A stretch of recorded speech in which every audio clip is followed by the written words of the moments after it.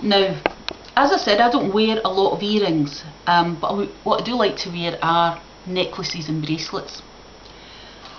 So I decided that I was going to make one of these holders just using one of these very simple acrylic canvases. Now when it came to the bit, I found that I couldn't actually bear to make holes in fabric.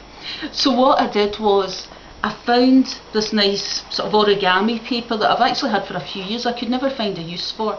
I love patchwork, so this was something that I was able to do. Now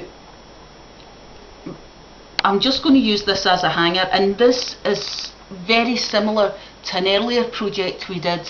I simply glued these papers on, and then I covered them in a mixture. I painted on a mixture that was partly PVA glue and watered down. So that's given me a wee bit of a surface on it. That means that I'll just basically be able to dust it a wee bit. Now I'm just going to show you, all that I did was I used a bradawl to make a hole, and these are simply mug hooks, cup hooks. You get them in any DIY store and in a lot of big department stores. Now I'm going to use them to hang my bracelets and necklaces on. If you're making this for maybe a child, what you might consider, these are really cheap knobs that I actually bought in IKEA. Now if you're going to use something like this, not just for a child, it'll give it a much more modern look, but in that case what you would want to do is make the hole through the back, so that you have, you know, the wee knob sitting on the front. Now the difficulty of using an acrylic canvas in this way is there's nothing to attach the hook to in the middle, so the hooks are just going to go along the bottom and the top. That is the benefit of using a proper picture. But as I say, these are just things that we may have around the house that you want to have a wee play with. Now if you're making something like this, you're probably smarter than me, and in that case it would have occurred to you before you put all the hooks in that you're actually going to have to hang it up. So this is what I'm going to do. I'll just measure the back. Now this one is 12 inches.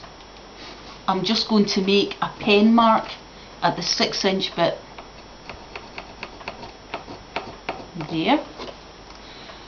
I have this little hanger that I'm going to put on. Now these are just very small nails, and a wee tip is just use any piece of cardboard. You don't want it to be too thick, because once the nail's hammered in you want to be able to pull it out. This is just a bit of a pizza box actually. So I'm just going to line up and make sure that my hanger is in the right place, put the nail where it needs to be, and obviously the point of this is that there's not, hopefully, any danger of me hammering my own thumb. Now, so just bear with me a wee minute, and I'll try and do this without doing any serious damage to the mug hooks. Oops, it's a wee bit sideways, but never mind. Right, there we are. And I'm just going to pull this off so that I can actually see what I'm doing.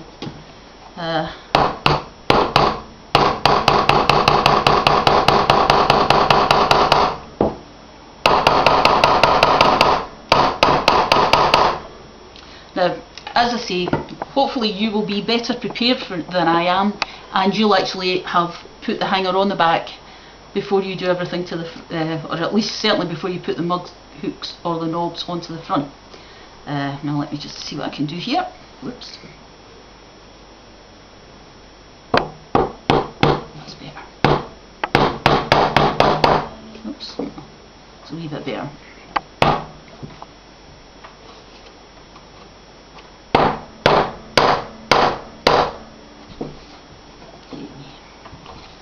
Right folks, I'll just try and get this in.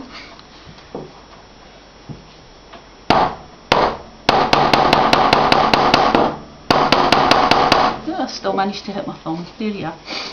Now, let's see, just bang the rest of it in. Right, and that I'm going to go through and hang on my room, and I'll take a photo and let you see what it looks like once they're actually hanging there. Right, thank you.